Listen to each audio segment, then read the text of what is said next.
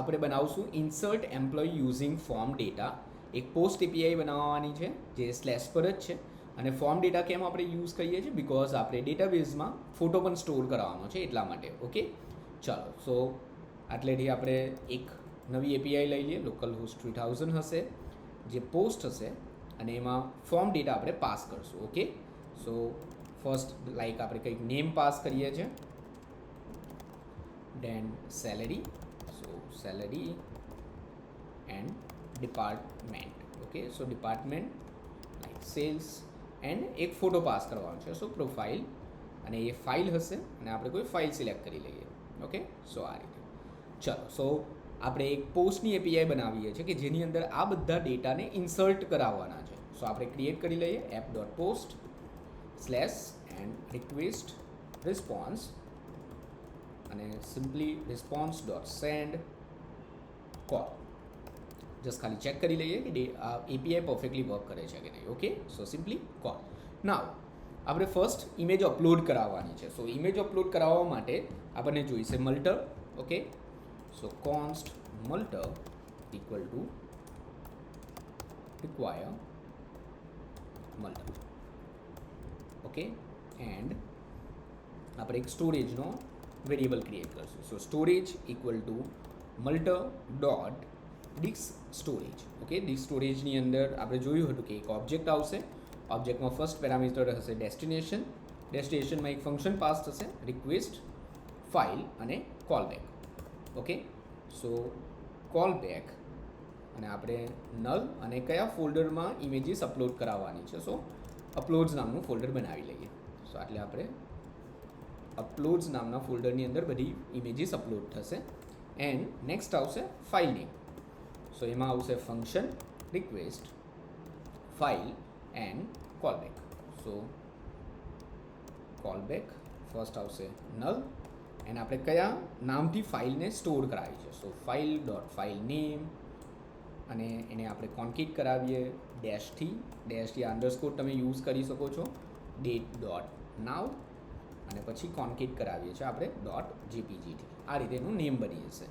Okay, નાવ એક upload નામનો object બનાવવાનો છે. સો કોન્સ્ટ અપલોડ ઇક્વલ ટુ મલ્ટર, અને મલ્ટરની અંદર આપણે સ્ટોરેજ પાસ કરી દઈશું. સો સ્ટોરેજ આ જે સ્ટોરેજ છે તે. ઓકે, ચાલો.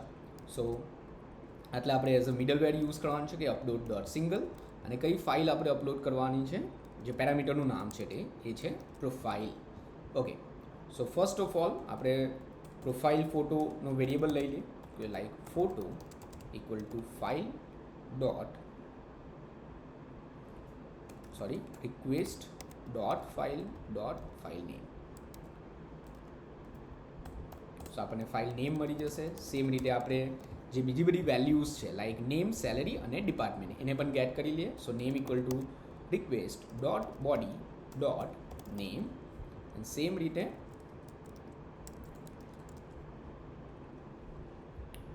આપણે ગેટ કરીએ સેલેરી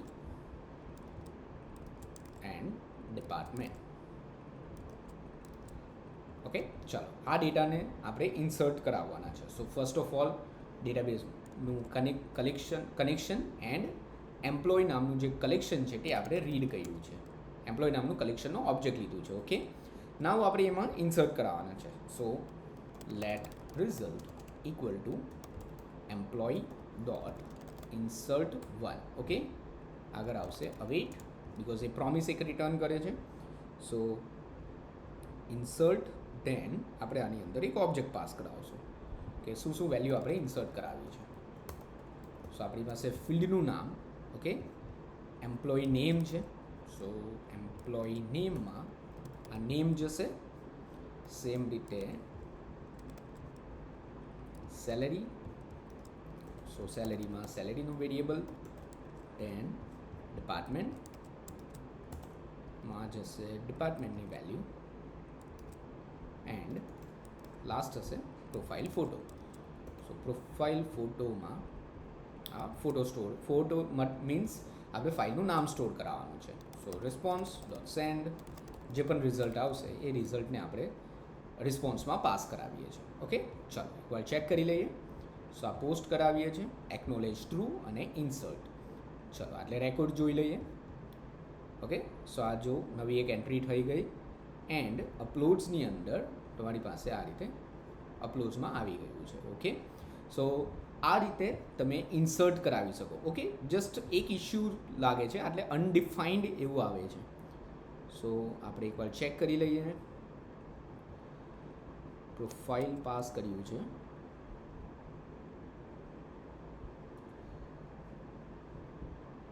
ઓકે, સો આટલે આવશે.